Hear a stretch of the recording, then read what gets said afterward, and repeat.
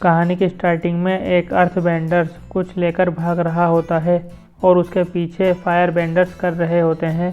जब fire benders अर्थबेंडर को घेर लेते हैं तब अर्थबेंडर अपने दूसरे आदमी को वह चीज़ देता है जो शुतुरमुर्ग पर बैठा होता है और वह बोलता है इसको ले जाकर अर्थ किंग को दे देना, और वह वहां से भाग जाता है। अब फायर बेंडर्स और अर्थबेंडर के बीच में लड़ाई होती है, लेकिन अर्थबेंडर पकड़ा जाता है और किंग के पास उसे ले जाया जाता है। अब अर्थबेंडर किंग से बोलता है तुम्हारी सारी रणनीतियाँ अर्थ नेशन के पास पहुंच चुकी हैं। इस पर राजा बोलता है बहुत अच्छा है। तब वह बोलता है ये एक चालाकी थी। इस पर राजा बोलता है अब अर्थ किंगडम को बचाने के लिए वाटर बेंडर्स और एयर बेंडर्स भी जाएंगे और मेरा लक्ष्य उससे भी ऊंचा है। अब राजा उसको मार देता है। राजा का मंत्री बोलता है हमें एयर बेंडर से कोई खतरा नहीं है, लेकिन राजा बोलता है एयर बेंडर से नहीं है पर अवतार से है। लेकिन मंत्री बोलता है हमें पता नहीं है अवतार कौन है। इस पर राजा बोलता है इसलिए हमें सबको ही मारना होगा। अब कहानी में बताया जाता है कैसे जल, भूमि, अग्नि और वायु को अवतार ने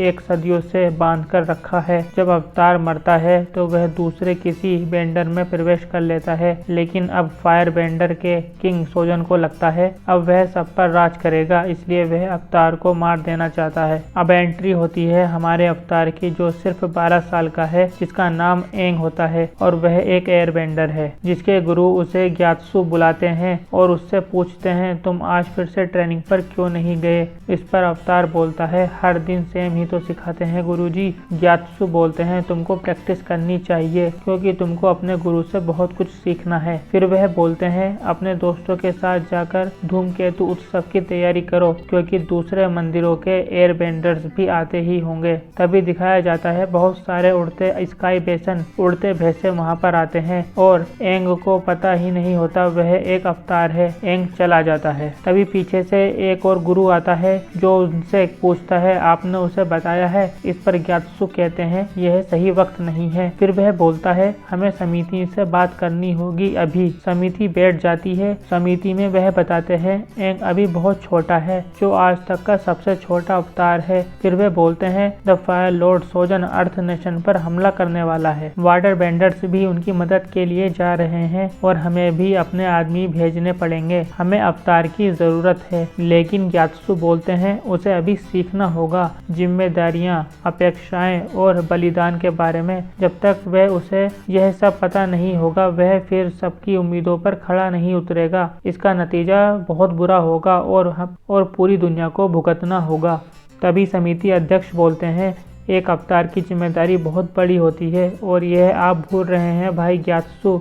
और बोलता है अभी एंग को सभी परीक्षण के लिए जाना होगा। अब ग्यात्सु एंग को येंग चेंग की मूर्ति के सामने लाते हैं और वह बताते हैं तुम बहुत खास हो। वह उससे चारों अवतारों के बारे में बताते हैं और एंग को बताते हैं अब तुम अगले अवतार हो और तुम चारों तत्वों को नियंत्रण कर सकते हो। तुम्हारे पास बहुत ताकत है। एंग बोलता है मुझे कोई ताकत नहीं चाहिए, बस मुझे तो अपने दोस्तों के साथ खेलना है। ग्यात्सु बोलते हैं तुमको तत्वों को सीखने के लिए जाना होगा। एंग जाने से मना करता है और रोने लगता है। अब वह एक दूसरे के गले मिलते हैं। अब एंग रात में सो रहा होता है लेकिन उसकी आंखें खुल जाती हैं। फिर वह उठकर अपने उड़ने वाले भैंसे के पास जाता है और वह उससे बताता है कि मैं भी एक अवतार हूँ और मुझे अवतार नहीं बनना, और रोकर भैंसे को गले मिल जाता है। अब वह उस भैंसे पर बैठकर कहीं चला जाता है। अब दिखाया जाता है फायर लॉर्ड सोजन एयर बेंडिंग नेशन पर हमला कर देता है और सबको मार देता है। ग्यात्सु बाकी बच्चों को बचाने की कोशिश करते हैं लेकिन सोजन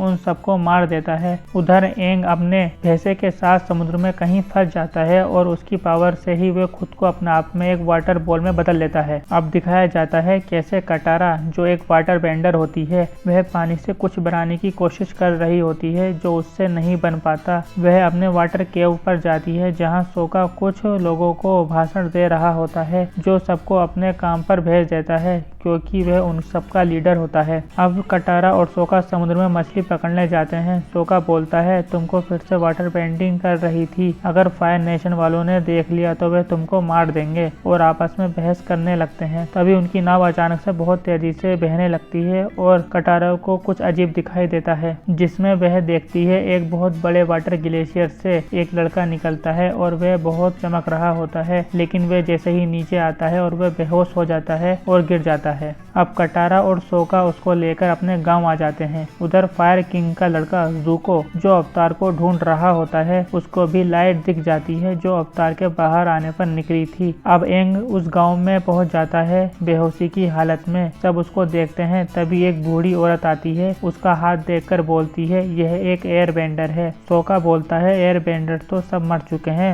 और वह सब वहां से चले जाते हैं। अब ज़ुको अपने चाचा से बोलता है यह रोशनी वाटर बेंडर के गांव के पास से थी और अब हमें वहां जाना होगा। वह बोलता है मैं तब तक घर नहीं जा सकता जब तक अवतार को ना पकड़ लूं, और राजा बनना मेरा मुकद्दर है। अब एंग उठ जाता है और कमरे से बाहर आता है और वह बच्चों को खेलते देखता है। तभी सोका वहां आता है और बच्चों को उससे दूर करता है और बोलता है दुश्मन भी हो सकता है ये। एंग बोलता है मैं कोई दुश्मन नहीं हूँ। फिर वह अपने भैंसे को पुकारता है और उड़ने लग जाता है। वह अपने गले में पहनी सीटी को बजाता है और उसका भैंसा उड़ता हुआ वहां पर आ जाता है और एंग उससे गले लगाता है। अब वे सब एक जगह बैठ जाते हैं और वह बताता है मैं कैसे एक तूफान में फंस गया था। वह बोलता है और मैं एयर नोमैड से हूँ, जहाँ बहुत सारे एयर नोमैड रहते हैं, जहाँ बड़ा धूमकेतु का उत्सव होने भी वाला है। तब बूढ़ी औरत बताती है कैसे आग, वायु, पृथ्वी और जल सब एक साथ रहा करते थे, लेकिन फायर नेशन के बाद सब कुछ बदल गया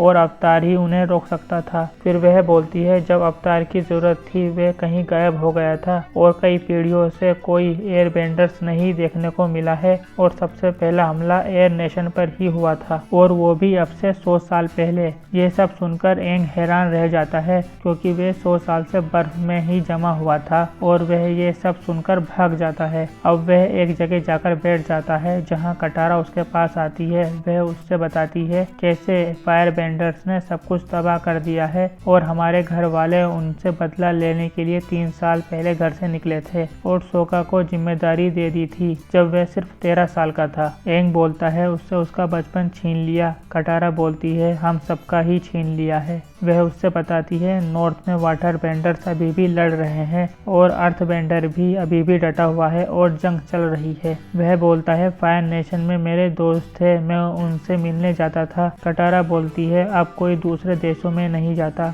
अब कटारा उसे एक जगह ले जाती है जहाँ पर वह वाटर बेंडिंग करना सीखती है। वह बताती है मुझसे बेंडिंग करनी नहीं आती, और वह बोलती है कि मैं आखिरी हूँ, अपने गांव की वाटर बेंडर्स ही बची हूँ और फायर नेशन वालों ने सब वाटर बेंडर्स को मार दिया है। एंग उसको कुछ बताता है जिससे कटारा पानी से एक बॉल बना देती है। वह उसको संतुलन में रहना सिखाता है और आसपास की ऊर्जा को एकत्र करना बताता है, जिससे वह वाटर बेंडिंग के थ्रू एक वाटर बॉल बना पाती है। तभी कटारा को एक जहाज दिखता है जो फायर नेशन का होता है, जो उसके गांव की तरफ बढ़ रहा होता है। वह सोका को बताती है। सोका को पहले ही पता चल जाता है क्योंकि उसने पहले ही उसको पहाड़ों से देख लिया होता है। अब वह लड़ने की तैयारी कर रहे होते हैं, तभी वह बूढ़ी औरत आती है। वह बच्चा सिर्फ एक आखिरी एयर बेंडर ही नहीं बल्कि यह एक अवतार है। वह बूढ़ी औरत इन सबको बता देती है। सोका बोलता है मुझे पता था ये पहले से ही हमसे कुछ छुपा रहा है। कटारा एंग को ले जाकर कहीं छुपा देती है। जोका उस गांव में पहुंचता है और सबको बताता है मैं फायर लॉर्ड ओजी का सबसे बड़ा बेटा हूं और मैं उसे यहाँ से लेने आया हूँ, उसे मेरे हवाले करो। सोको मना करता है लेकिन जोको उसके गांव को जलाने की धमकी देता है, लेकिन सोका जोको को चैलेंज कर देता है अकेला लड़ने के लिए। जोको सोको को आसानी से मार देता है। जोको सोका को मारने वही वाला होता है, तभी बीच में एंग आ जाता है और जोको के वार को रोक लेता है।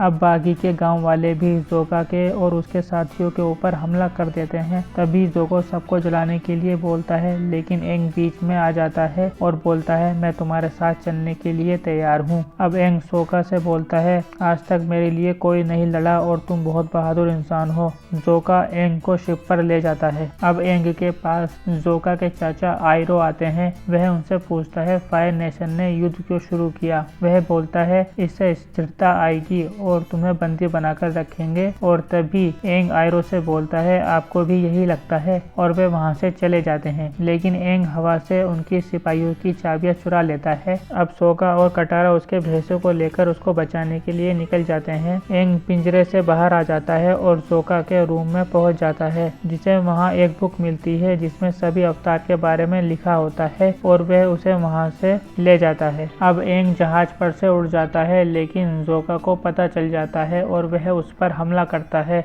और एंग गिरने ही वाला होता है, लेकिन सोका उसको पकड़ लेता है। अब फिर जोका उस पर हमला करता है, लेकिन इस बार उसका हमला कटारा रोक लेती है और जोका देखता रह जाता है। एंग उनको शुक्रिया बोलता है और वह बोलता है अब हम घर नहीं जा सकते। एंग अपने घर एयर नेशन पहुंचता है। अब वह ग्यात्सु को मुर्दा देखता है और उसे गुस्सा आ जाता है, जिससे उसकी सारी शक्तियां बाहर आ जाती हैं और सब कुछ तबाह होने लगता है। तभी उसको ग्यात्सु की याद आने लगती है, क्योंकि ग्यात्सु उसके बहुत अच्छे मित्र भी थे और गुरु भी, और वह अब शांत हो जाता है। अब कटारा एंग को गले मिलती है। अब एंग बोलता है मुझे अब ट्रेनिंग करनी होगी, सभी बेंडिंग सीखनी होंगी, और हम किसी चीज की कदर तभी करते हैं जब वह हमारे पास नहीं होती है। वह बोलता है मुझे नहीं पता आगे क्या करना है, लेकिन मैं ये जानता हूँ कि मैं एक